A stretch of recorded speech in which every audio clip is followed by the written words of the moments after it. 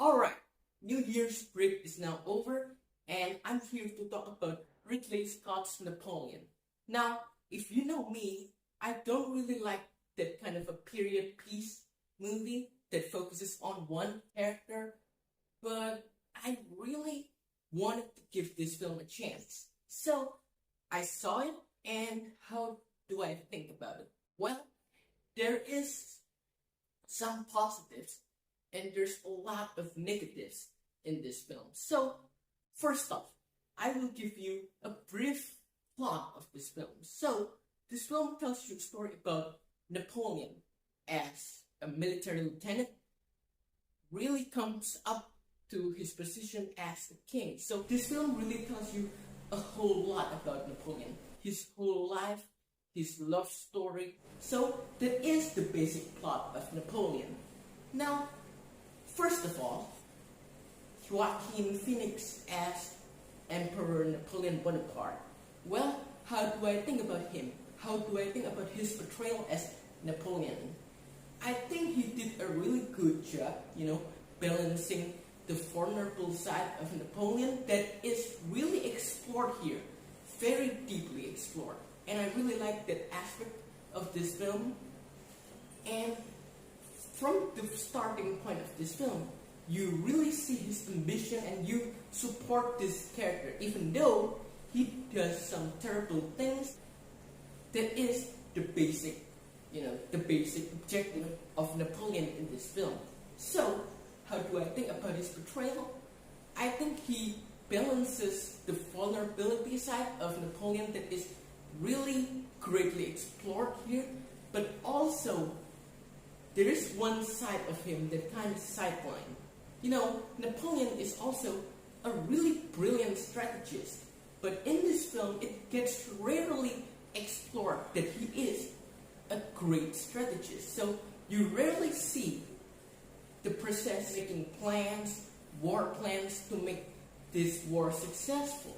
You rarely see that, you barely see that.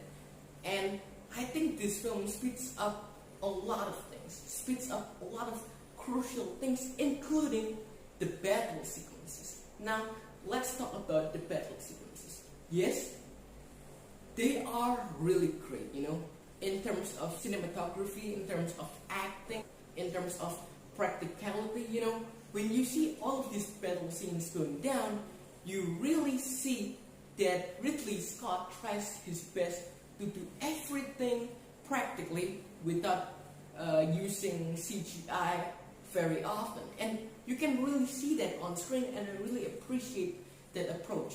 Instead of all CGI, he tries to do it very real, and that comes up very, very good to watch on screen. But there is one aspect of the battle scenes that kind of misses, There are a lot of battle scenes in this film, but I would really like to have seen more, because Napoleon in real life, he went through a lot of battles, but in this film, the film really does show you just a little bit of the battle scenes, the important battles like Austerlitz or the Siege of Toulon. And in these battle sequences, they are very short, so they don't really take you into the tactical spot, how these tactics work, how these tactics get made. You really do not see that process very often, and I think that really misses the opportunity, because in these battle sequences, you really try to make these sequences impactful and really satisfying to watch.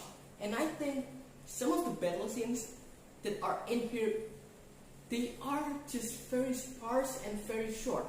And that really is due to the pacing of this film, because this film also shows another side of Napoleon, and that is his relationship with his wife, with Joséphine.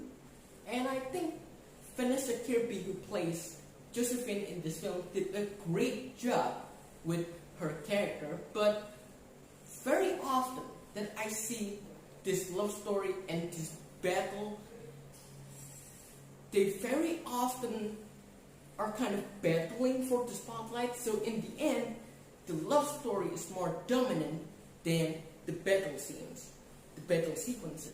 And that is the shame, because I really went into this film wanting to see these battle scenes, happen realistically, and they did. But as I mentioned before, these battle sequences are sparse, and the time you use for the love story of Napoleon is way more dominant than the battle scenes that you are offering. Let's get back to the battle scenes, because in the trailers, you see a lot of battles go down, but in the real film, maybe there is one or two battles really, trimmed down into just one single scene, and that's it. So the jumps between his time span as a king, as a lieutenant, is very choppy. So it didn't really tell you how long he had been a king, how long he had been a lieutenant. The film really doesn't tell you that very clearly. So when I was watching the film, I found myself really disjointed with this film, because the film is just edited very choppy, and I think that decreases your enjoyment very, very much. And I think if you go into the theater expecting a lot of action, you really didn't get it here. But if you are here to learn about Napoleon, you really do understand his character by the end of this film. So overall score for Napoleon is 7 out of 10. I think this film is still a good film. It's not Ridley Scott's best by any means, but it is still a decent film. So my overall score for Napoleon is 7 out of 10. So 7 out of 10. Have you seen Napoleon? If you have seen Napoleon, what do you think about this film? Is this film decent? Is this film bad? Are you disappointed? Is this a spectacular film? To some degree, I think it is, but it still is slightly disappointing. And see you on the next video.